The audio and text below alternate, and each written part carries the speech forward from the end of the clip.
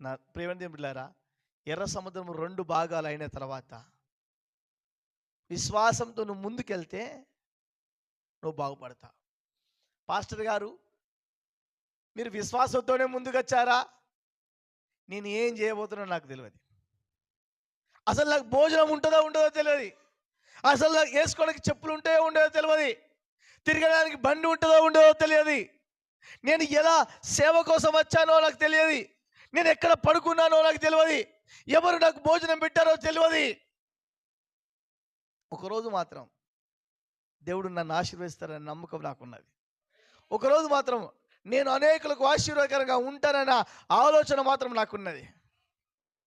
ఆమేన్. అది నెరవేర్చలేదా?